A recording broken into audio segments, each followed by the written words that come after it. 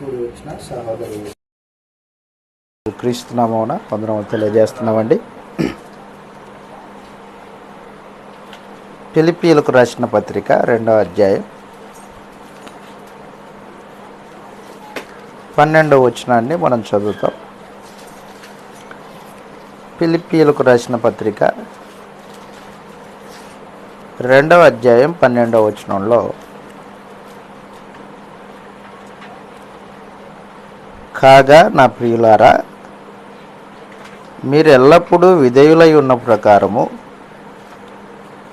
నా ఎదుట ఉన్నప్పుడు మాత్రమే కాక మరి ఎక్కువగా నేను మీతో లేని ఈ కాలమందును భయముతోనూ వణుకుతోనూ మీ సొంత రక్షణను కొనసాగించుకునుడి.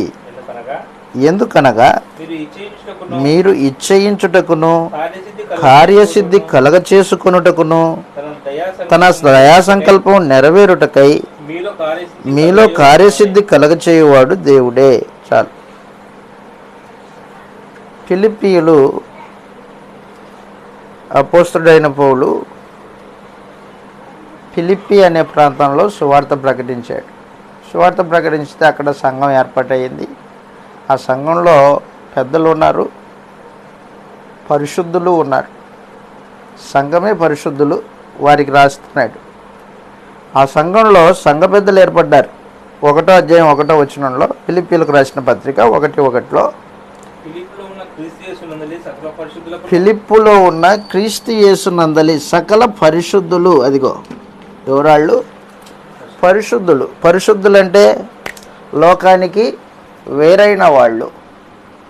పరిశుద్ధులు అంటే లోకానికి వేరైన వాళ్ళు, దేవుని ప్రజలు, సంఘం. సంఘానికి ఉత్తరం రాస్తున్నాడు. పరిశుద్ధులకును పరిచారకులు ఉన్నారంట ఆ సంఘంలో. పరిచారకులకును అది సమాచారం. కాబట్టి పరిశుద్ధులు, సంఘము, సంఘానికి ఉత్తరం రాస్తున్నాడు. ఏమని రాస్తున్నాడు? 2వ అధ్యాయం 12వ వచనంలో, మీ సొంత రక్షణను కొనసాగించుకొనుడి అన్నాడు. సొంత రక్షణ, రక్షణ సొంతమైంది. కొనసాగించుడి. కొనసాగించాలంటే మనుషుడు కలిగి ఉండాల్సినవి 2 సంగతులు చెప్పాడు అక్కడ. అంటున్నాడు, ఏమంటున్నాడంటే వణుకుతోనూ భయముతోనూ అన్నాడు.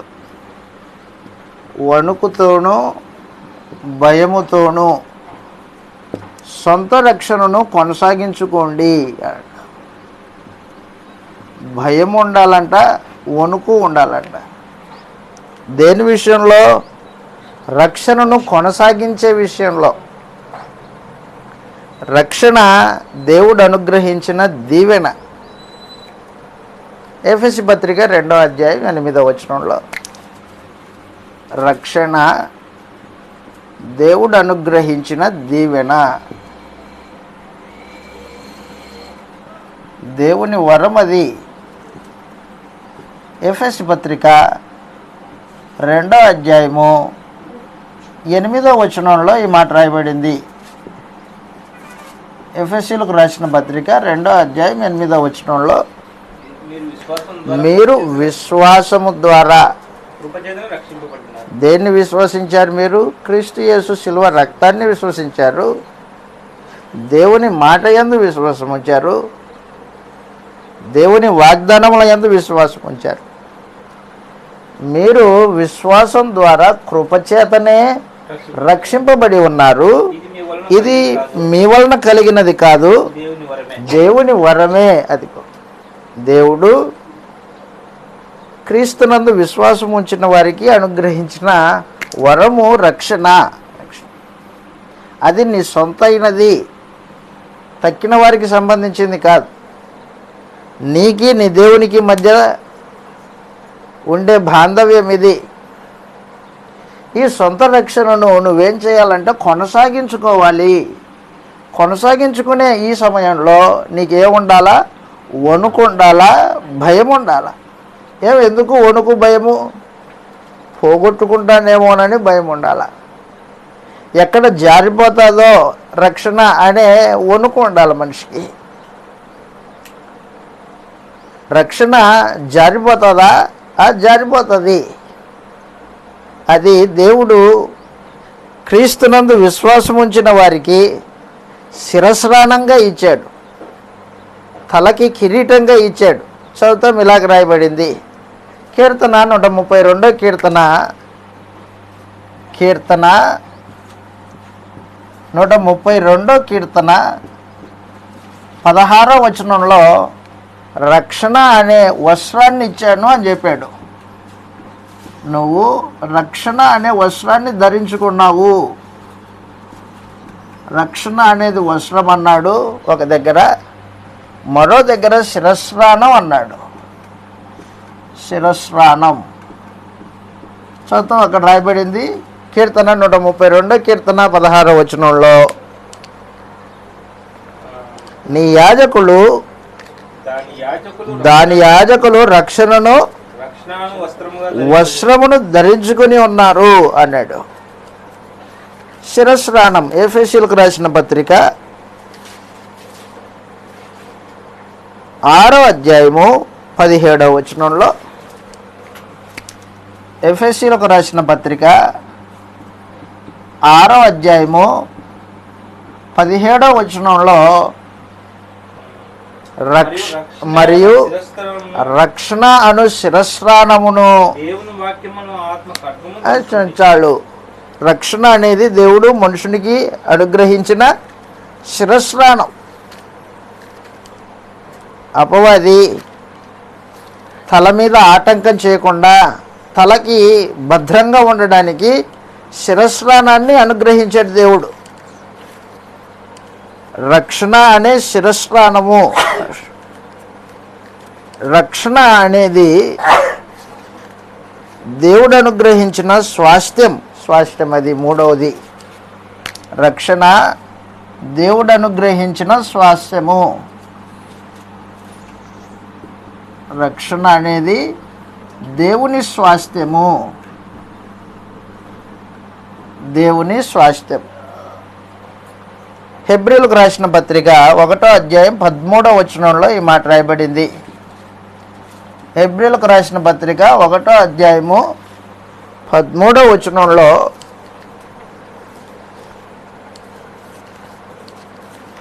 రక్షణ దేవుని స్వాస్థ్యమై ఉన్నది. దేవుడు నీకిచ్చాడు, నీ సొత్తది. రక్షణ అనేది దేవుడు నీకు అనుగ్రహించిన సొత్తు. హెబ్రీయులకు రాసిన పత్రిక 1వ అధ్యాయం 13వ వచనంలో, అయితే నేను నీ శత్రువులను నీ పాదములు పాదపీఠంగా చేయి వరకు నా కుడి పార్శ్వన కూర్చుండుమని దూతలతో ఎవరిని కూర్చోనని ఎప్పుడని చెప్పినా వీరందరూ రక్షణయను స్వాస్థ్యము పొందబో వారికి అది సమాచారం. పరిచారం చేయుటకై దేవదూతలు సేవకులు. ఎవరికి సేవకులు? ఇదిగో రక్షణ అనే స్వాస్థ్యం పొందిన వారికి సేవకులు దేవదూతలు. కాబట్టి రక్షణ దేవుని వరము, రక్షణ వస్త్రము, రక్షణ శిరస్రాణము, రక్షణ దేవుని స్వాస్థ్యమై ఉంది. ఇంత గొప్ప రక్షణ మనుషుడు భయముతోనూ వణుకుతోనూ కాపాడుకోవాలా. ఉచితంగా అనుగ్రహింపబడిన రక్షణ ఇది. ఎంతో విలువైనది, కానీ ఉచితంగా ఇచ్చాడు. గిఫ్ట్. ఎవరికి గిఫ్ట్ ఇది? క్రీస్తునందు విశ్వాసం ఉంచిన వారికి దేవుడు అనుగ్రహించిన గిఫ్ట్. వివాహం చేసుకున్న వారికి పిల్లలు ఎలాగో గిఫ్టో, ఆ రీతిగానే దేవుడు క్రీస్తునందు విశ్వాసం ఉంచిన వారికి గిఫ్ట్ దయచేశాడు. ఈ గిఫ్ట్ ఎలా ఉంచుకోవాలంటే దాన్ని జాగ్రత్తగా భయంతో కాపాడుకోవాలి. కాపాడుకోవడానికి అది నీ సొంతైన సొత్తు అనేది నువ్వు ఎరగాల. నీ సొంత సొత్తు అది దేవుడిచ్చాడు. దాన్ని నువ్వు వణుకుతోనూ భయంతోనూ కాపాడుకోవాలి. ఆ రక్షణను కొనసాగించుకోవాలా. దయచేసి గుర్తుపెట్టుకోండి, రక్షణ 3 భాగాలు చెప్పాను పోయినసారి మీకు. రక్షణ 3 భాగాలు. బాప్తిస్మముతో నీవు రక్షణలో ప్రవేశించావు, రక్షణలోకి ప్రవేశం జరిగింది. బాప్తిస్మం అనేది రక్షణలోకి ప్రవేశం. అది బాప్తిస్మం. రక్షణలోకి ప్రవేశించిన నీవు సంఘములో ఆ రక్షణను కొనసాగించాలి. సంఘములో రక్షణ కొనసాగించాలి. రెండవది ఇది కొనసాగించు రక్షణ. రక్షణను కొనసాగించాలి. ఎంతవరకు కొనసాగించాలి? 3 రక్షణ, నిత్య రక్షణ. నిత్య రక్షణ పరలోకం వెళ్ళేంత వరకు ఈ రక్షణను కొనసాగించాలి. దీన్ని కాపాడుకోవాలి. పరలోకం వెళ్ళేంత వరకు, నీ మరణ దినం వరకు, లేదా యేసుప్రభు రెండోసారి ప్రత్యక్షం అయ్యేంత వరకు ఈ రక్షణను మనుషులు ఏం చేయాలన్నమాట? కొనసాగించుకోవాలి, కాపాడుకోవాలి. దాన్ని రక్షణలోకి ప్రవేశం ఒకటి అయిపోయింది. మనమంతా బాప్తిసం పొందాం, కరెక్టే, రక్షణలో ప్రవేశించాం. ప్రవేశించిన మనము సంఘంలో, సంఘం పలు రకాల సంఘాలు లేవు. సంఘం ఉన్నది ఎన్ని ఉన్నాయి? సంఘాలు ఒక్కటే సంఘం, అది క్రీస్తు శరీరం అనే సంఘం. మరి ఇవన్నీ ఏంటివి? ఈ మత శాఖలు మనుషులు పెట్టుకున్నవి. మనుషులు పెట్టుకున్నవి దేవుని సంకల్పం కాదు, నీకు తెలియాల. రక్షణను కొనసాగించేవాడు క్రీస్తు శరీరం అనే సంఘంలోనే ఉండాల. క్రీస్తు శరీరం అనే సంఘంలో అవయవాలతో అతుకబడి రక్షణను కొనసాగించుకోవాలి. అవయవాలలో నుండి వేరైపోయావనుకో రక్షణ కోల్పోతావు. 3 నిత్య రక్షణ. తిమోతికి రాసిన 2వ పత్రిక, అపోస్తలుడైన పౌలు తిమోతికి ఉత్తరం రాస్తూ ఇలాగ మాట్లాడుతున్నాడు. తిమోతికి రాసిన 2వ పత్రిక 4వ అధ్యాయం, 4వ అధ్యాయము 17-18 వచనాల్లో ఈ మాటలు రాయబడ్డాయి. తిమోతికి రాసిన 2వ పత్రిక 4వ అధ్యాయం 17-18 వచనాల్లో ఈ మాటలు మాట్లాడుతూ ఉన్నాడు. అప్పటికి పౌలు తన జీవితం ముగించేస్తున్నాడు. చివరి దినాలు అయిపోయింది. నీరో చక్రవర్తి పౌలు యొక్క తల కొట్టేస్తాడు, ఇక ఖడ్గంతో చంపించేస్తాడు, దగ్గర పడింది. అప్పుడు రాశాడు ఉత్తరం తిమోతికి. చివరిగా మాట్లాడుతున్నాడు 4వ అధ్యాయం 17వ వచనంలో, అయితే నా ద్వారా సువార్త పూర్ణంగా ప్రకటింపబడు నిమిత్తము అన్యజనులందరూ దాన్ని విను నిమిత్తమును ప్రభువు నా పక్కన నిలిచి నన్ను బలపరచను గనక సింహం నోటి నుండి తప్పింపబడి తిని. అదిగా మాట అండర్లైన్ చేసుకో. ప్రభు ప్రతి దుష్కార్యం నుండి నన్ను తప్పించి పరలోక రాజ్యమునకు చేరునట్లు నన్ను రక్షించును అన్నాడు. చూడండి, ఏం పౌలు నువ్వు రక్షింపబడలేదా? రక్షింపబడ్డాను, రక్షణను కూడా కొనసాగించాను. అయితే చివరిది ఉంది, పరలోక రాజ్యంలో చేరునట్లు నన్ను రక్షించును. అది చిట్ట చివరిది, నిత్య రక్షణ అన్నమాట. కాబట్టి నీకు ఈ విషయం తెలియాలా. రక్షణను కొనసాగించుకునే వ్యక్తికి రక్షణ ఏ రూపంలో ఉందో దాన్ని ఎలా కొనసాగించుకోవాలో తెలియాలి. బాప్తిస్మం అయిపోయింది, నేను నాకేం రక్షింపబడ్డాను కాదు. బాప్తిస్మంతో రక్షణలోకి అడుగు పెట్టావు. ఆ రక్షణను నువ్వు సంఘంలో కొనసాగించాలా. సంఘంలో కొనసాగించుకుంటూ చివరి వరకు, మరణం వరకు దాన్ని కాపాడుకోవాలి. అప్పుడు నిత్య రక్షణ. అక్కడే రాయబడింది. తిమోతికి రాసిన 2వ పత్రిక 4వ అధ్యాయము 5వ వచనంలో తిమోతికి చెబుతూ ఉన్నాడు, అయితే నీవు అన్ని విషయంలో మితంగా ఉండము. అన్ని విషయంలో నీవు 4వ అధ్యాయము 5వ వచనంలో, అయితే నీవు అన్ని విషయంలో మితముగా ఉండుము, శ్రమపడుము, సువార్తికుని పని చేయుము, సంపూర్ణంగా జరిగించుము. నేనిప్పుడే ప్రాణమును అర్పణగా పోస్తున్నాను. ఏంది అర్పణ పోసేది? డబ్బులు కాదు, నా ప్రాణమే. దేనికోసం అర్పణ? సువార్త నిమిత్తం. అదనమాట. నా ప్రాణమును అర్పణగా పోయిచున్నాను, చనిపోబోతున్నాను, వెడిలిపోయి కాలం సమీపమై ఉన్నది.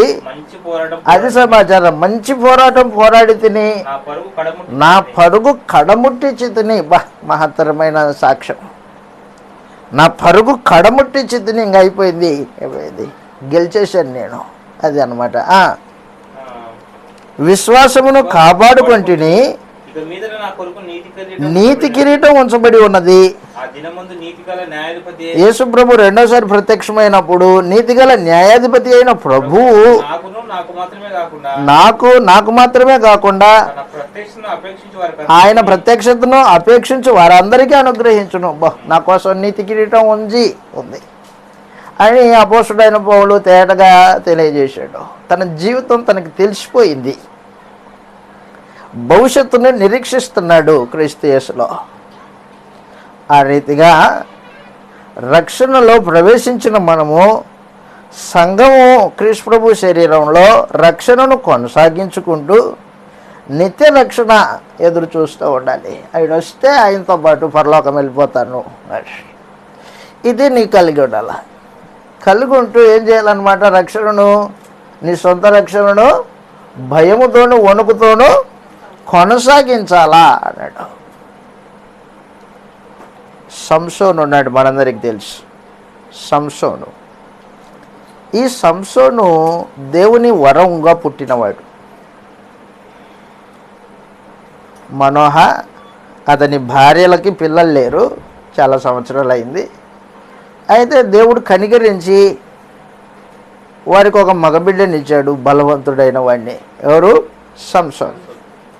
సంసోను పుట్టినప్పటి నుండి నజీరు చేయబడినవాడు. నజీరు అంటే వ్రతం. ద్రాక్షరసం తాగడు, దేవుని పని చేయడానికి నజీరు చేయబడినవాడు. అయితే ఈ నజీరు చేయబడిన సంసోను తనకున్న బలము మహత్తరమైన బలం. దేవుని ఆత్మ అతనికి ఆ బలాన్ని ప్రసాదించింది. ఒక రోజున గాడిదము ఎముక తీసుకొని, దవడపు ఎముక, 1000 మందిని చంపాడు. గాడిద దవడ ఎముకతో 1000 మందిని చంపిన గనుడు. అలాంటి బలవంతుడు. ఇనుప సంఖ్యలు వేసి కట్టేశారనుకోండి, ఇనుప సంఖ్యలు తాన్ని తెంపినట్టు తెంపేస్తాడు, తుత్తునీలుగా చేస్తాడు. అంత బలవంతుడు. దేవుని వరంగా పుట్టినవాడు, ఇశ్రాయేలుని విమోచించడానికి పుట్టినవాడు. అలాంటి బలవంతుడు, దేవుని వరమై ఉన్నవాడు ఏం చేశాడంటే డెలీలా యొక్క వేశ్యతో సాంగత్యం చేశాడు. డెలీలా వేశ్య జీవితం కలిగింది. ఆమెతో సాంగత్యం చేశాడు. ఆమెతో సాంగత్యం చేసి తనకున్న బలాన్ని, ఆ రహస్యాన్ని ఫిలిస్తీయులకి ఆమె ద్వారా తెలియజేయబడింది. ఆ ఫిలిస్తీయులు సంసోనికి శత్రువులు. ఆ ఫిలిస్తీయులు వచ్చి డెలీలాతో ఒప్పందం చేసుకున్నారు. అమ్మాయి, నీ దగ్గరకు వచ్చే ఈ సంసోన్ అనే వాడు ఉన్నాడు కదా, వాడి బలం ఎక్కడ ఉంటుందో కనుక్కో, వాడి బలము ఎక్కడ ఉంటుందో కనుక్కో అని చెప్పి ఆమెకి చెప్పిన తర్వాత ఆమె ఏం చేసేదంటే ప్రతిరోజు సంసోన్ వచ్చినప్పుడల్లా తోడ మీద పడి ఉండబెట్టుకొని బుజ్జగిసుకుంటూ, సంసోను నీ బలం ఎక్కడ ఉంటుంది చెప్పు. విసిగించేసింది. విసిగించేసరికి సంసోను 2-3 సార్లు అబద్ధం చెప్పాడు. ఇంకా 3వసారి తట్టుకోలేక, నా బలము, నేను నజీరు చేయబడిన వాడిని, ఇదిగో నా జడలు, ఎప్పుడైతే మంగళవాణి కత్తి నా తల మీద పడలేదు, ఇప్పుడు ఈ మంగళవాణి కత్తి నా తల మీద పడింది అనుకో, నా బలమంతా పోతుంది అని చెప్పేశాడు రహస్యం. చెప్పేస్తే ఫిలిస్తీన్ల సర్దారులు సంసోను పడుకొని ఉండగా నేరుగా వచ్చి సేవ్ చేసేసారు, మొత్తం గుండు కొట్టేశారు. గుండు కొట్టేస్తే ఇంకెక్కడుంది బలవంతం పోయింది. మునుపులాగానే తనకు బలం ఉంది అనుకుని వాళ్ళు బంధించిన కట్లను తెంపడానికి చూశాడు. ఇంకెక్కడ అప్పటికే బలమంతా పోయింది. సంసోను కళ్ళు తోడేశారు ఫిలిష్తీయులు. కళ్ళు తోడేసి వారి దేవత విగ్రహాలు దేవాలయంలో పెట్టి స్తంభానికి కట్టేశారు. ఇక కళ్ళు లేవు సంసోనికి, అంత బలవంతుడు. కానీ ఇప్పుడు ఏమైంది? పోగొట్టుకున్నాడు. దేన్ని బట్టి పోగొట్టుకున్నాడు? వేసే సాంగత్యాన్ని బట్టి పోగొట్టుకున్నాడు. ఈ రోజున రక్షణ అనే ఈ దేవుడు అనుగ్రహించిన వరాన్ని లోక సాంగత్యం, లోక సాంగత్యం చేత పోగొట్టుకునే ప్రమాదం ఉంది. కాబట్టి నువ్వేం చేయాలంటే లోకంతో సాంగత్యం చేయకూడదు. మరి ఎవరితో సహవాసం చేయాలి? ఏం చేయాలి? లోకంతో సహవాసం చేయకుండా పరిశుద్ధులతో సహవాసం చేయాలి. విశ్వాసం కలిగిన వాడితో నీ సహవాసం ఉండాలి. లేకపోతే సంసోను పోగొట్టుకునే ప్రమాదం ఉంది.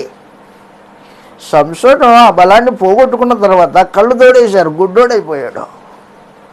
కళ్ళు తోడేసి వాడిని సంసోన్ని తీసుకొని పోయి ఫిలిష్తీయుల యొక్క దేవత గుడిలో, ఆ గుడికి 2 స్తంభాలు ఉన్నాయంట, ఆ స్తంభాలు కట్టేశారు. ఇంకేం చేస్తాడు? బలవంతం పోయింది. కాబట్టి నేను మీకేం తెలియజేస్తున్నానంటే దేవుడు అనుగ్రహించిన ఈ రక్షణ ఎంత విలువైందో. ఉచితంగా ఇవ్వబడిందే, కానీ చాలా విలువైంది. ఆ విలువైన దాన్ని నువ్వు భయంతోనూ వణుకుతోనూ కాపాడుకోవడానికి నువ్వు చేయాల్సిన పని ఏంటంటే మొట్టమొదటి సమాచారం పూర్వము ఇశ్రాయేలీలు ఉన్నారు. ఇశ్రాయేలీలని దేవుడు ఐగుప్తు యొక్క బానిసత్వంలో నుండి, ఫరో అధికారం నుండి విడిపించాడు. విడిపించి ఎర్ర సముద్రంలో వారికి బాప్తిస్మం ఇచ్చి వారిని అరణ్యంలో తీసుకొచ్చి వారితో నిబంధన చేసుకున్నాడు. వీళ్ళు ఇశ్రాయేలీలు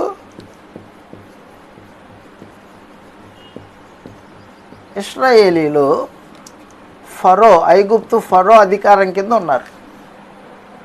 ఫరో అధికారం కింద ఇటుకలు చేస్తున్నారు. ఇటుకలు చేస్తూ ఉంటే దేవుడు మోషేను పుట్టించి మోషే ద్వారా వారిని విడిపించి ఎర్ర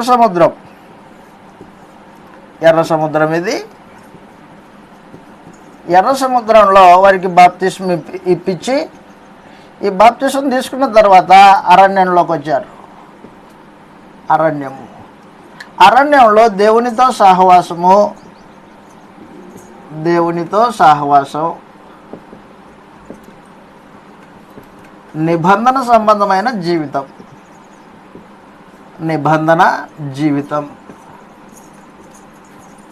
ఎక్కడికి ప్రయాణం వీళ్ళది?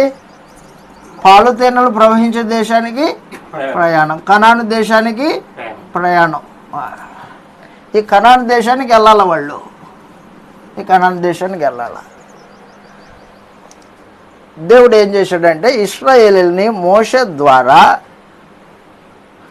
ఫరో అధికారం నుండి విడిపించి ఎర్ర సముద్రంలో బాప్తిస్మం ఇప్పించాడు. అందరూ ఎంతమంది? 6,03,550 మంది. 6,03,550 మంది కాల్బలం, అంటే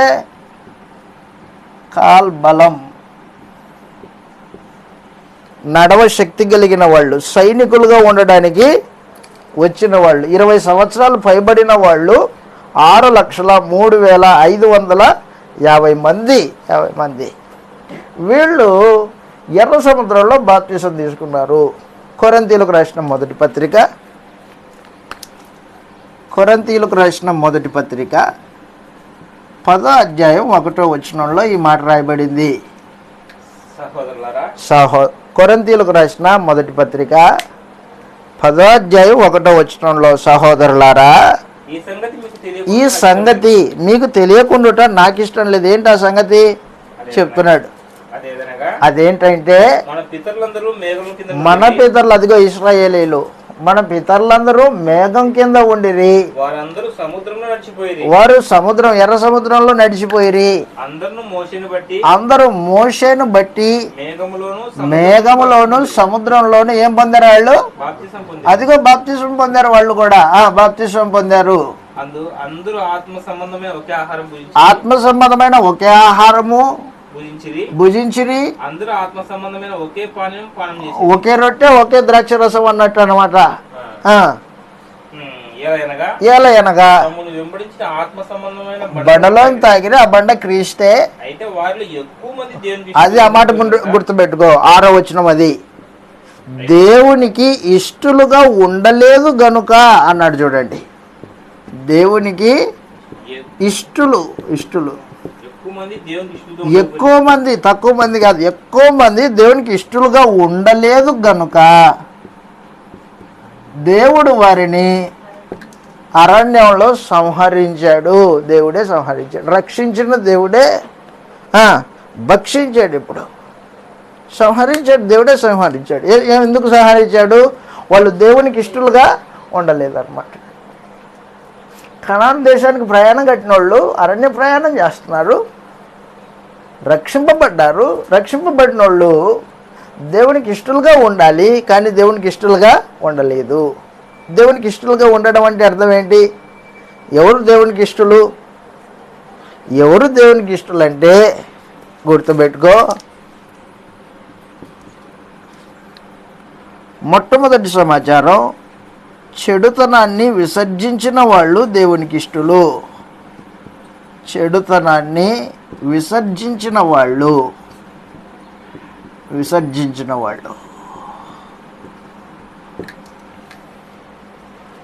చెడుతనాన్ని విసర్జించుకోకుండా దేవునికి ఇష్టడుగా ఉండడం అసాధ్యం.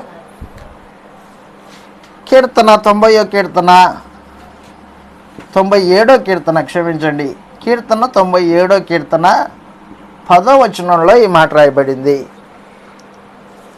కీర్తన 97వ కీర్తన 10వ వచనంలో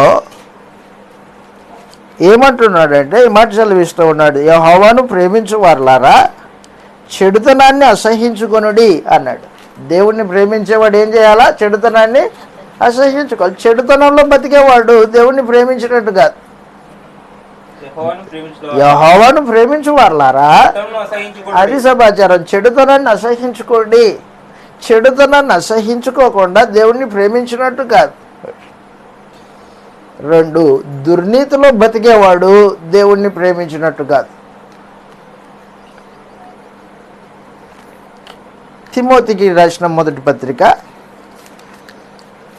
అపోస్తలుడైన పౌలు తిమోతికి రాసిన 2వ పత్రిక, క్షమించండి 2వ పత్రిక 2వ అధ్యాయం 19వ వచనం. తిమోతికి రాసిన 2వ పత్రిక 2వ అధ్యాయము 19వ వచనంలో ఈ మాట రాయబడింది. అయినను దేవుని యొక్క స్థిరమైన పునాది నిలకడగా ఉన్నది. ప్రభు తన వారిని ఎరుగును అనున్నది. అదిగో ప్రభువు నామమున ఒప్పుకొని ప్రతివాడును. అది సమాచారం. దుర్నీతి సంబంధమైన దానితో నీకు పాలు పంపులు ఉండకూడదు. దేవుని ప్రేమించేవాడైతే, దేవునికి ఇష్టంగా ఉండాలనుకుంటే మనుషుడు ఏం చేయాలన్నమాట? దుర్నీతిలో నుండి తొలగిపోవాలి. దుర్నీతిలో అలాగే బతికేవాడు దేవుణ్ణి ఇష్టడు కాదు. దేవుణ్ణి కష్టపెడుతున్నాడు, దేవుణ్ణి బాధిస్తున్నాడు. 3వది, ఎవరు దేవునికి ఇష్టలు? హెబ్రీయులకు రాసిన పత్రిక 11వ అధ్యాయం 6వ వచనం. హెబ్రీలకు రాసిన పత్రిక 11వ అధ్యాయం 6వ వచనంలో ఈ మాట రాయబడింది. విశ్వాసం లేకుండా దేవునికి ఇష్టడై ఉండుట అసాధ్యం. అది ఆ మాట హెబ్రీ పత్రిక 11లో. నీకు విశ్వాసం ఉండాలా. ఎవరి మీద విశ్వాసము? దేవుని మీద విశ్వాసం. విశ్వాసం లేకుండా దేవునికి ఇష్టడై ఉంటే అసాధ్యం. అది సమాచారం. అవిశ్వాసి దేవునికి ఇష్టడు కాదు. అవిశ్వాసి దేవునికి ఇష్టడు కాదు. నువ్వు విశ్వాసివా అవిశ్వాసివా? ఆ రోజున ఇశ్రాయేలీలు 6,03,550 మంది కాల్బలో బాప్తిస్మం పొందారు. అయితే ఎక్కువ మంది దేవునికి ఇష్టలుగా లేరు కాబట్టి అరణ్యంలో సంహరింపబడ్డారు. అంటే ఏం లేదు, వాళ్ళకి చెడుతనాన్ని విసర్జించిన జీవిత అనుభవం లేదు. దుర్నీతిలో నుండి తొలగిపోయిన జీవిత అనుభవము లేదు. విశ్వాసంతో కూడిన జీవిత అనుభవము లేదు. అది సమాచారం. ఈ రోజున మనము రక్షింపబడ్డాం. మనం కూడా రక్షింపబడ్డాం. మనం రక్షింపబడింది. బాగా గుర్తుపెట్టుకో. ఈ మ్యాప్ నీకు గుర్తుంటే నీవు ఎక్కడి నుంచి రక్షింపబడ్డావు నీకు అర్థమవుతుంది. సాతాను బంధకాల్లో ఉండేవాళ్ళం మనం. సాతాను బంధకాళ్ళు, పాపపు చెరసాల.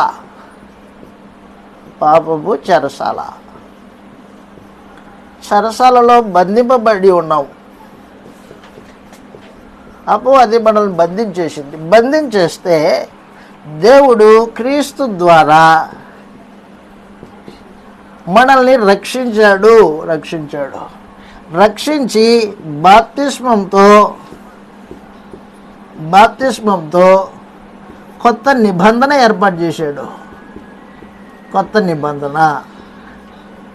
ఈ కొత్త నిబంధనలో మనము సంఘంలో ఏం చేయాలా? కొనసాగాల. ఆ రోజున వారు అరణ్యపు ప్రయాణం. ఈ రోజున మనము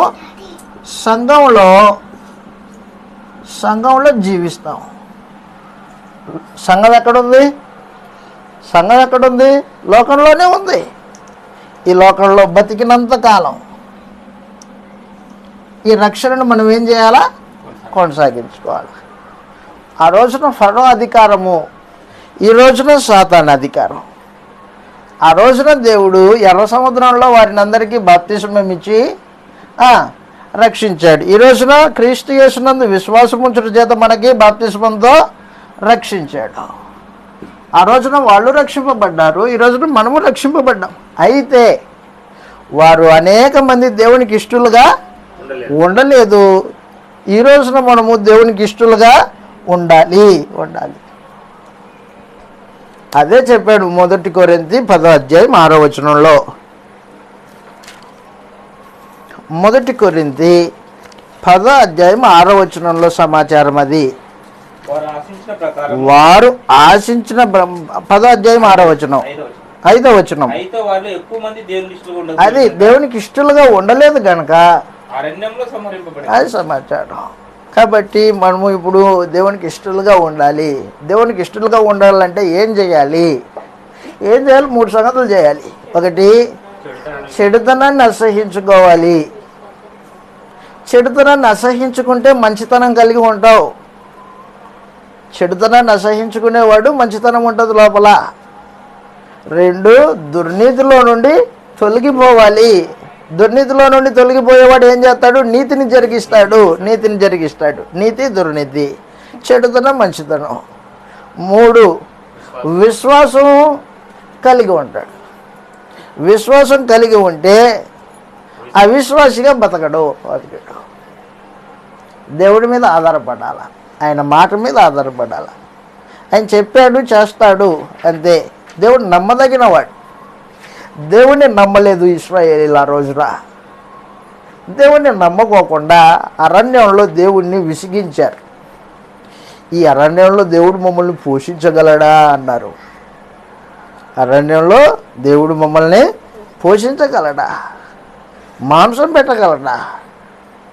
అవిశ్వాసాన్ని వ్యక్తం చేశారు. వ్యక్తం చేస్తే దేవుడు కోపం వచ్చింది.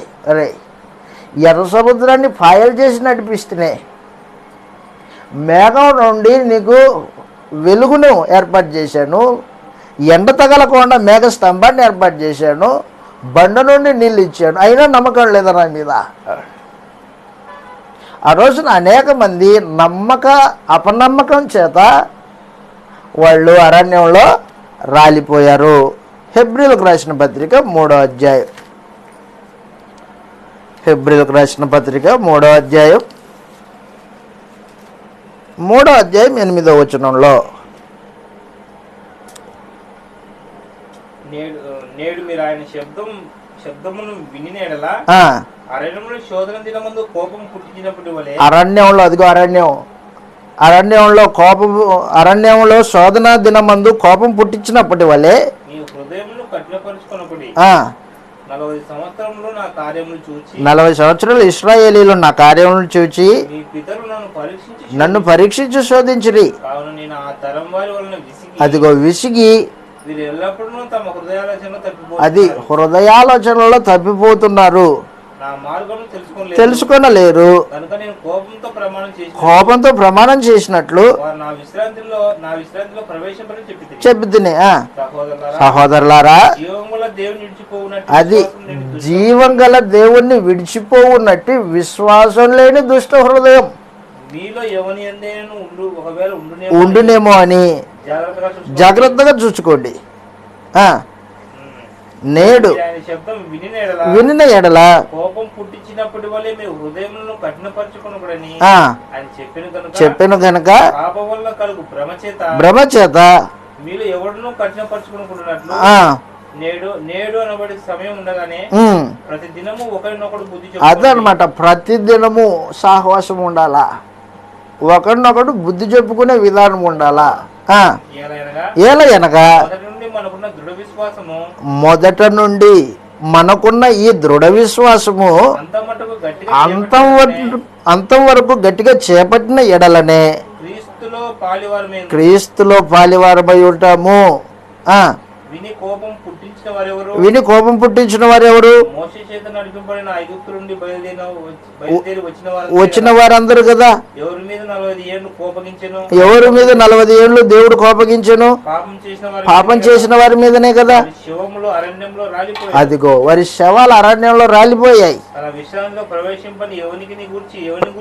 ప్రమాణం చేసెను. అది సమాచారం. అవిధేయత, అవిశ్వాసము ఇవన్నీ దేవునికి ఇష్టమైనవి కావు. హృదయ కఠినత్వము, దేవుని మాటని నమ్మని వాళ్ళు వీళ్ళు రక్షణ కొనసాగించుకోలేరు. తమ సొంత జ్ఞానం మీద ఆధారపడేవాడు అవిశ్వాసి అయి ఉంటాడు. అవిశ్వాసి రక్షణను కొనసాగించుకోలేడు. ఆ రోజున 6,03,550 మంది మనుషులు, కాల్బలం, పిల్లలు, ముసలి వాళ్ళు ఎంతమందో, సుమారు 30 లక్షల మంది ఇశ్రాయేలీలు అరణ్యంలో దాటారు, బాప్తిస్మం పొందారు. కానీ కనాను దేశానికి వెళ్ళింది మాత్రం ఇద్దరే.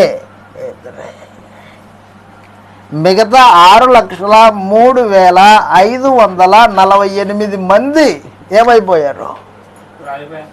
రాలిపోయారు, అరణ్యంలో రాలిపోయారు. కాబట్టి ఈ రోజున బాప్తిజం పొందిన వాళ్ళు, క్రీస్తు సంఘాలు అనబడిన వాళ్ళు అనేక మంది ఉండొచ్చు. కానీ యేసుప్రభు రెండవసారి ప్రత్యక్షమైనప్పుడు ఎవడు నిలబడతాడో ఏమో, ఎంతమంది నిలబడతారో నిజంగా నాకు తెలియదు. పక్కన పెట్టు, మనలో ఎంతమంది నిలబడతాం? ఆ రోజున మనలో ఎంతమంది నిలబడి బాప్తిజం పొందాం, రక్షణ పొందాం, సంఘంలో ఉన్నాం. అయితే విశ్వాసంతో బతుకుతున్నావా, దేవునికి ఇష్టలుగా బతుకుతున్నావా అనేది ప్రశ్న. దేవునికి ఇష్టడుగా బతకడం అంటే చెడుతనాన్ని అసహించుకోవాలా, మంచితనం కలిగి ఉండాలా, దుర్నీతిలో నుండి తొలగిపోవాలా, నీతిగా బతకాలా. 3 విశ్వాస సంబంధమైన జీవితం జీవిస్తూ ఉండాలా, అవిశ్వాసి కాకుండా ఉండాలా. దేవునికి ఇష్టడుగా బతికే విధానం ఇది. బతుకుతూ వాళ్ళు 4వ అధ్యాయం హెబ్రీలకు రాసిన పత్రిక 4వ అధ్యాయం 2వ వచనంలో 4వ అధ్యాయం 2వ వచనంలో 2వ సమాచారం చెప్పాడు.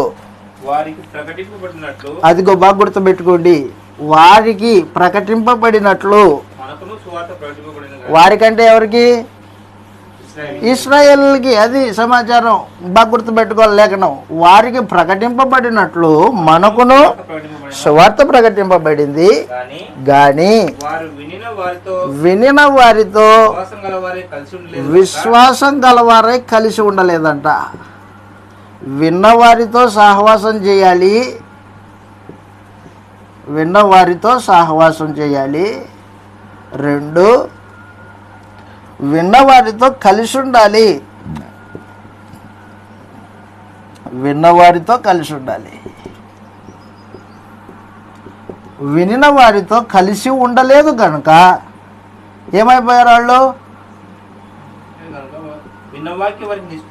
అది వినిన గొప్ప వాక్యము నిష్ప్రయోజనమైపోయింది. వాక్యము నిష్ప్రయోజనమైపోయింది. నిష్ప్రయోజనం అంటే ఒక పిల్లవాడు పాలు క్యాన్లో తీసుకొని పోతుంటే కాలు జారి కింద పడి పాలన్నీ మట్టి పాలైపోయాయి. ఆ పాలు ఏమైపోయాయి? ఇప్పుడు నిష్ప్రయోజనం, ఏ ప్రయోజనం లేదు. మళ్ళీ ఎత్తుకుంటాడా మట్టి పిసికి? పనికిరావు అవి. ఇక అలాగున వాక్యము ఎంత విలువైందో పరలోకం నుండి వచ్చింది. మనుషుని ఆత్మను రక్షించే శక్తివంతమైన వాక్యం. ఇంత వాక్యము నిష్ప్రయోజనం అవుతుంది ఎప్పుడు? నువ్వు విన్న వారితో కలిసి ఉండకపోతే. విన్నవారితో విశ్వాసం కలిగి కలిసి ఉండాల. అన్యజనులతో సహవాసం చేయకూడదు. అన్యజనులతో సహవాసం చేస్తే, అవిశ్వాసులతో సహవాసం చేస్తే నీ విశ్వాసం అనేది ఏమైపోతుంది? వెళ్ళిపోతుంది. నీకు విశ్వాసం పోయిందనుకో, ఆ రోజున ఎర్ర సముద్రంలో రక్షింపబడిన వాళ్ళు 6,03,548 మంది ఏమైపోయారు? వాళ్ళు సంహరింపబడ్డారు. ఎందుకు సంహరింపబడ్డారు? విశ్వాసం లేదు, విన్నవారితో కలిసి ఉండలేదు, వాళ్ళు సహవాసం లేదన్నమాట. అందుకని దేవుడు ఏం చేశాడంటే రక్షింపబడిన మనల్ని క్రీస్తు సహవాసంలో ఉంచాడు. క్రీస్తు సహవాసం అంతేనా? పరిశుద్ధాత్మ సహవాసం, ఆత్మ సహవాసం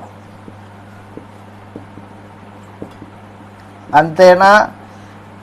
అంతేకాదు అపోస్తలుల సహవాసం, అపోస్తలుల సహవాసం అంతేనా? అంతేకాదు పరిశుద్ధుల సహవాసం. పరిశుద్ధులంటే సంఘం, పరిశుద్ధుల సహవాసం. ఇంతమంది సహవాసము, క్రీస్తు సహవాసము, ఆత్మ సహవాసము, అపోస్తలుల సహవాసము, పరిశుద్ధుల సహవాసము, ఇవన్నీ కలగలిపితే దేవునితో సహవాసం, దేవునితో సహవాసం ఉంది. దేవునితో సహవాసం, ఇంత గొప్ప సహవాసం. వీడితో సహవాసం చేయాలా? క్రీస్తుతో సహవాసం చేయాలి, ఆత్మ సహవాసం ఉండాలి, అపోస్తలుల సహవాసం ఉండాలి, పరిశుద్ధుల సహవాసం ఉండాలి. ఆ దేవుడితో సహవాసము నిలుపుకోవాలి. అప్పుడు విన్న వాక్యము మనకి ప్రయోజనకరంగా ఉంటుంది, నిష్ప్రయోజనం కాదు. విన్న వాక్యము నిష్ప్రయోజనం కాదు. అవిశ్వాసులతో జోడ వేసుకోకూడదు, అవిశ్వాసులతో సాంగత్యం చేయకూడదు, అవిశ్వాసులతో వ్యాపారపు లావాదేవీలు పెట్టుకోకూడదు. నువ్వు దేవుని ఆలయము, వాళ్ళేమో దయ్యం, లోక సంబంధులు. నువ్వు దేవుని బిడ్డవి, వాళ్ళేమో అన్యజనులు. ఎటు సహవాసం కుదురుతుంది? కుదరదు. ఒకవేళ వాళ్ళతో సహవాసం చేసావనుకో ఏం జరుగుతుంది? వారి గజ్జి నీకంటుతుంది. వారి గజ్జి నీకంటితే ఏమవుతుంది? గొక్కలేక చచ్చిపోతావు, అంతే. ఇంక వేరే ఏముండదు. చచ్చిపోతే వాక్యం నిష్ప్రయోజనం అయిపోతుంది. కాబట్టి విశ్వాసులతో సహవాసం చేయాలి, విశ్వాసులతో సహవాసం చేస్తే ఏమొస్తుంది అంటే నువ్వు విన్న వాక్యము నీకు ప్రయోజనకరంగా ఉంటుంది. సంఘంతో సహవాసం చేయాలి, క్రీస్తుతో సహవాసం చేయాలి. చదువు ఇలాగూ లేఖనం తెలియజేస్తూ ఉన్నాడు.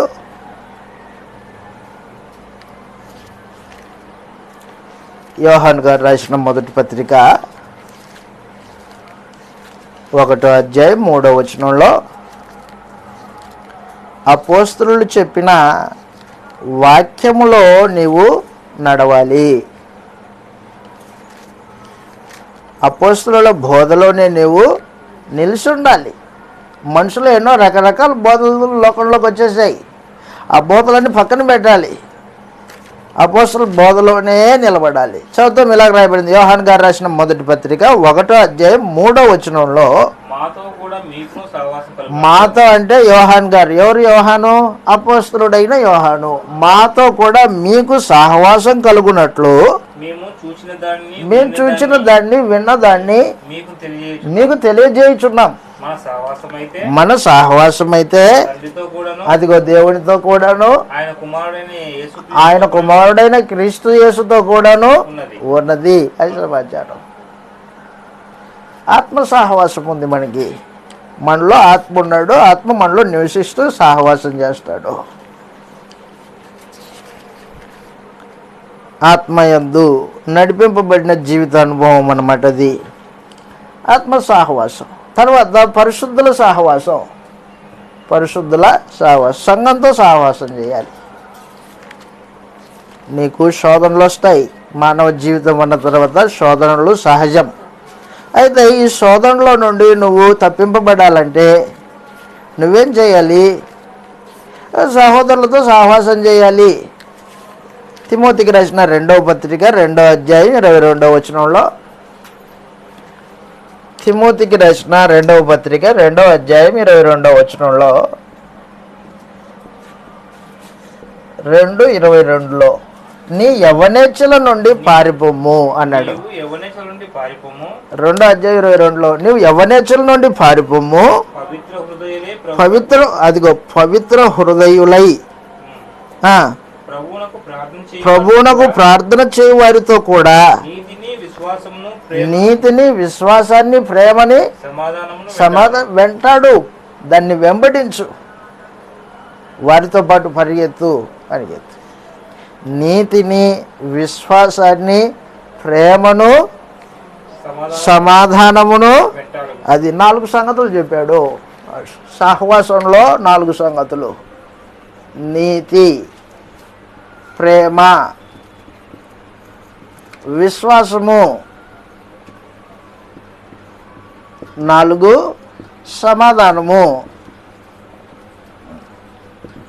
వెంటాడు. కాబట్టి పరిశుద్ధుల సహవాసం అవసరం మనకి.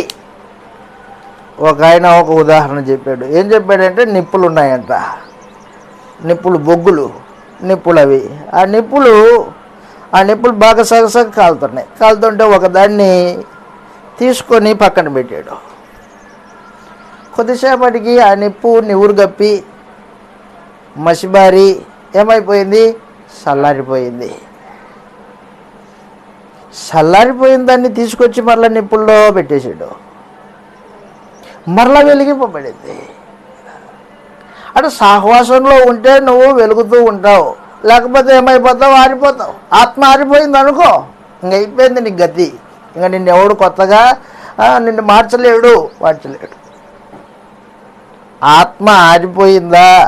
క్రైస్తవ జీవితాన్ని నువ్వు రుచి చూచి లోక స్నేహం చేసి పోగొట్టుకున్నావా? ఇంకంతే, నిన్నెవడు రక్షించలేడు. నువ్వు విన్న వాక్యం నిష్ప్రయోజనం అయిపోయింది, నీ జీవితము ఆరిపోయింది. అటువాడిని మరలా నూతనపరచడం అసాధ్యం అని చెప్పేశాడు. కానీ ఈ రోజున మనుషులు ఇంత గొప్ప రక్షణను విలువైనదిగా ఎంచుకోకుండా ఏం చేశారంటే గాలికి వదిలేస్తాడు. అయిపోయింది, నాకేం బాప్టిజం తీసుకున్నాను కదా, ఇంకేముంది అంటాడు. ఇప్పుడే స్టార్ట్ అయింది, నీకు తెలియలా. జీవిత విధానము, ఆత్మ సంబంధమైన బతుకు ఇప్పుడే ఆరంభించబడింది. అది స్థిరంగా మరణం వరకు నమ్మకంగా కొనసాగించుకోవాలంటే ఏం చేయాలన్నమాట? సహవాసం ఉండాలి, సహవాసం ఉండాలి. హెబ్రీలకు రాసిన పత్రిక 10వ అధ్యాయం 6వ వచనం.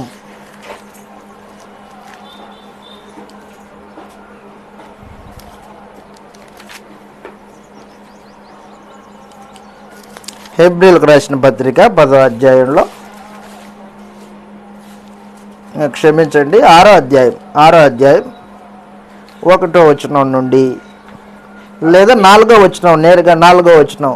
హెబ్రీలకు రాసిన పత్రిక 6వ అధ్యాయం 4వ వచనంలో ఈ మాట రాయబడింది. ఒక్కసారి వెలిగింపబడి పరలోక సంబంధమైన వరములను రుచి చూచి, అదిగో రక్షింపబడ్డావా? వెలిగింపబడ్డావు. ఒకసారి వెలిగింపబడి పరలోక సంబంధమైన వరాలు రుచి చూచావు. దేవుడెవరో, క్రీస్తు ఎవరో, పరిశుద్ధాత్మ ఎవరో, యేసు ప్రభువుని నమ్మటం వలన నీకు వచ్చే పరలోకపు స్వాస్థ్యం ఏంటో, పాప క్షమాపణ ఏంటో నీకు తెలిసిపోయింది. పరలోక రాజ్యపు వరములను రుచి చూచి పరిశుద్ధాత్మను పొందుకొని దేవుని దివ్య వాక్యమును రాబో యుగ సంబంధమైన శక్తుల ప్రభావం అనుభవించిన తర్వాత తప్పిపోయినాడు. తమ విషయంలో దేవుని కుమారుని మరలా సిలువ వేస్తున్నారు. వాళ్ళు అందరి ఎదుట యేసు ప్రభువుని అవమానపరుస్తున్నాడు. గనుక వాడిని మారు మనసు పొందేటట్టు అట్టి వాడిని మరలా నూతన పరచడం అసాధ్యం. ఎవరు చెప్పారు ఈ మాట? పరిశుద్ధాత్ముడే చెప్పాడు. రే అటువంటి నూతన పరచడం అసాధ్యం అని పరిశుద్ధాత్మ చెప్పేశాడు. మరలా తిరిగి రాలేవు. కాబట్టి మనుషులు ఏం చేయాలంటే ఈ రక్షణను వణుకుతోనూ భయంతోనూ కొనసాగించుకోవాలి. పాఠం అయిపోలేదు. 3వ విషయం చెప్పి నేను ముగిస్తాను.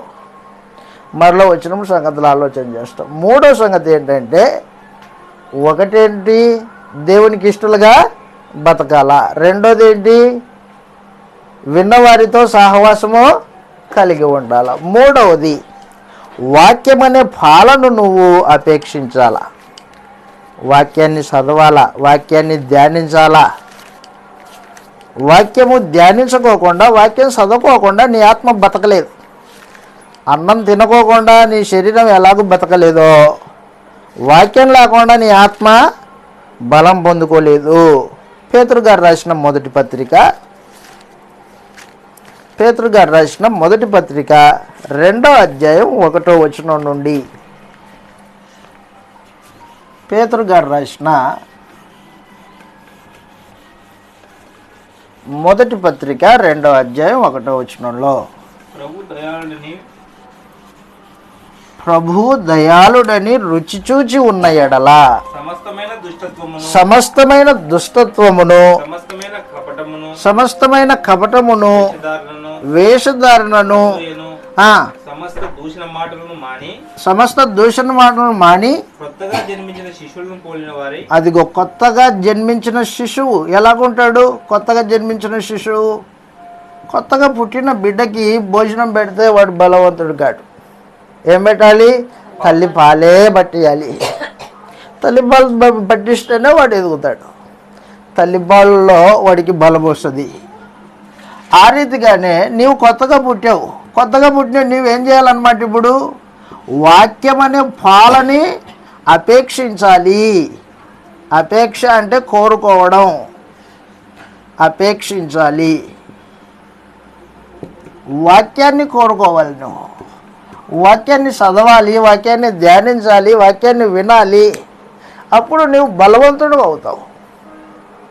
బిడ్డ సంవత్సరం తిరిగే కొద్దీ వాడి అవయవాలు మార్పు చెంది పాలు తాగే స్థితి నుంచి 2వ సంవత్సరం రాగానే చిన్న చిన్న రాగి జావా అలాంటివి తాపిస్తారు. ఆ తర్వాత మళ్ళా హార్లిక్స్, ఆ తర్వాత చిన్నగా గోరుముద్దలు పెడతారు. ఆ తర్వాత వాడికి 5 సంవత్సరాల మధ్య అటు వస్తే అప్పుడు మాంసం పెడతారు. ఆ రీతిగా బాప్తిసం పొందిన వ్యక్తి, రక్షణలో ప్రవేశించిన వ్యక్తి ఏం కావాలన్నమాట? ఇప్పుడు రక్షణలో ఎదగాలి. అక్కడ రాయబడింది చూడండి, రక్షణలో ఎదుగు నిమిత్తము అన్నాడు. రక్షణలో ఎదుగు. కొత్తగా జన్మించిన శిశువును పోలిన వారై నిర్మలమైన పాలు అంటే కల్తీ లేనివి అని అర్థం. కల్తీ కలిగిన పాలు తాగితే ఏం జరుగుతుంది? పిల్లోడు అనారోగ్యం వస్తుంది, చచ్చిపోతాడు. అనారోగ్యం వస్తుంది. నిర్మలమైన పాలు, కల్తీ లేని పాలు. అలాగే కల్తీ లేని వాక్యం వినాలి నువ్వు. ఇప్పుడు కల్తీతో కూడిన వాక్యం నిన్నావునుకో చచ్చిపోతావు, నీ విశ్వాసం పోతుంది, నీకున్న రక్షణ నువ్వు కోల్పోతావు. నిర్మలమైన పాల వలన రక్షణ విషయంలో ఎదుగు నిమిత్తము ఆ పాలను అపేక్షించుడి. వాక్యం అనే పాలు అపేక్షించాలి, అది సమాచారం. కాబట్టి వాక్యం వినాలి, వాక్యం చదవాలి, వాక్యాన్ని ధ్యానించాలి, వాక్యానుసారంగా జీవితాన్ని అనుదినం నువ్వు కట్టుకోవాలి. అప్పుడు రక్షణలో కొనసాగించబడతావు, రక్షణను కాపాడుకుంటావు. వాక్యం లేదనుకో, వాక్యం వినలేదు, వాక్యం వినకపోతే ఏమైపోతాడు? బలహీనుడు అయిపోతాడు. ఈ రోజున లోకంలో ఏం చేశారంటే పిల్లలకి అంగన్వాడీ బళ్ళు పెట్టారు. అంగన్వాడీ బళ్ళు ఎందుకు పెట్టారు తెలుసా మీకు? ఏమైనా ఎప్పుడైనా ఎందుకు పెట్టారు అనుకుంటున్నావు? ఇంట్లో తల్లిదండ్రులు అయిన వారు పోషక పదార్థాలు ఇవ్వట్లేదు, అంగన్వాడీ బళ్ళలో ప్రభుత్వం పోషణ పదార్థాలు ఇస్తుంది, పోషకాలు ఉన్న ఆహారాన్ని పెడుతుంది. దానివల్ల వాడు బలవంతుడు అవుతాడు. అందుకే రోజు ఒక గుడ్డు ఇస్తారు, ఆ తర్వాత అట్టిపండు, ఇలాగనమాట. ఆ రీతిగా లోకం ఎలాగో ఈ రోజున క్రైస్తవుడైన ప్రతి వాడు ఏం చేయాలన్నమాట? వాక్యం అనే పాల వలన రక్షణ విషయంలో ఎదగాలి. బలమైన ఆహారం తీసుకోవాలి, వాక్యాన్ని వింటూ ఉండాలి, రాసుకుంటూ ఉండాలి, ధ్యానిస్తూ ఉండాలి. ఎందుకంటే వాక్యం ద్వారానే మనుషుడు తన ఆత్మని రక్షించుకుంటాడు.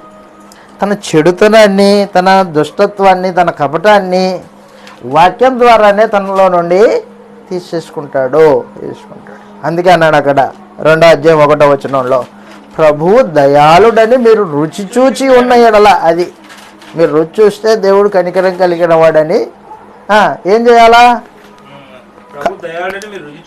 రుచి చూసుంటే మీలో దుష్టత్వం ఉండకూడదు. దుష్టత్వం అంటే ఏంటో? దుష్టత్వం అంటే ఎదుటివాని విషయమై కీడు తలంచడం, ఎదుటివాని విషయంలో కీడును తలంచడం, వాడికి అది అవ్వాలి ఇది అవ్వాలని కోరుకోవడం దుష్టత్వం. ఎదుటివాని కీడుని కోరుకోవడం దుష్టత్వం. సమస్తమైన దుష్టత్వమును, కపటం ఉండకూడదు. వేషధారణ, కపటం ఉండకూడదు. కపటం ఉండకూడదు అంటే ఏముండాలా? యథార్థత ఉండాలి నీ దగ్గర. మాట అంటే మాట, కాదంటే కాదు అన్నట్టు ఉండాలి జీవితం. నీ అంతరంగంలో ఏముందో అదే స్వేచ్ఛగా మాట్లాడగలగాల. కపటం, సమస్తమైన కపటమును విడిచి వేషధారణను, అసూయ కూడా ఉండకూడదు. అసూయ ఎదుటివాడిని ఎదుగుదలను చూచి మనిషిలో పుట్టే అసూయ. అది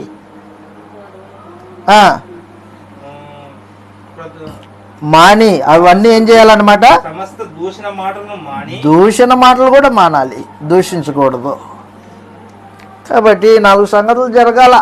నువ్వు వాక్యాన్ని అపేక్షించే వాడివైతే, ప్రభు దయాళుడని నువ్వు రుచి చూచిన వాడివైతే 4 సంగతులు. 1 దుష్టత్వము ఉండకూడదు, మానుకోవాలా. కపటము ఉండకూడదు, మానుకోవాలి. అసూయ ఉండకూడదు, మానుకోవాలి. దూషణ మాటలు ఉండకూడదు. విచిత్రం ఏంటో చెప్పనా? బాప్తిజం పొందిన ఈ కొత్త దినాల్లో ఇవన్నీ లేకుండా ఉంటాయి. రాను రాను ఏమైపోతాడంటే మనుషుడు మరలా ఇవి అలవాటు చేసుకుంటాడు. కారణం ఏంటి? ఏంటంటే పాలన అపేక్షించడం మర్చిపోయాడు, వాక్యాన్ని చదవడం మర్చిపోయాడు, వాక్యంలో నిలిచి ఉండాలనే భావన మర్చిపోయాడు. ఆచార సంబంధంగా క్రైస్తవ్యాన్ని వెంబడిస్తున్నాడే కానీ మార్గం అనే భావంతో క్రైస్తవ్యాన్ని వెంబడించట్లా. అది వచ్చింది గొడవ. అది మార్గంలోకి వచ్చే మతం కాదు. మతం ఆచారాలతో నింపబడింది, క్రైస్తవ్యం మతం కాదు. కాబట్టి దయచేసి గుర్తుపెట్టుకో, ఆ రోజున ఇశ్రాయేలీయులు రక్షింపబడ్డారు, కానీ వారు రక్షణను కొనసాగించుకోలేక అరణ్యంలో సంహరింపబడ్డారు. ఈ రోజున మనము సాతాను అధికారంలో నుండి, అపవాది బంధకాల్లో నుండి విడిపింపబడి రక్షింపబడ్డాం బాప్తిస్మం ద్వారా. దేవుని పిల్లలమయ్యాం, దేవుని ఇంటికి వారసులమయ్యాం, పాప క్షమాపణ దొరికింది మనకి. మనం ఇప్పుడు రక్షణను రక్షణ కొనసాగించాలంటే ఏం చేయాలన్నమాట? మొట్టమొదటి సమాచారం, దేవునికి ఇష్టలుగా నడుచుకోవాలి. 2, పరిశుద్ధులతో సహవాసం ఉండాలి. 3, విశ్వాసం కలిగి ఉండాలి. ఇక్కడ చెప్పాడు పాలో అనే రక్షణ విషయంలో ఎదుగు నిమిత్తం అన్నాడు, వాక్యాన్ని అపేక్షించాలి. మరలా వచ్చినప్పుడు సంగతులు చెప్తాను, మరిన్ని సంగతులు ఉన్నాయి. ఓపికతో విన్న మీ అందరికీ ప్రభు నామమున వందనములు తెలియజేస్తూ ఉన్నాడు.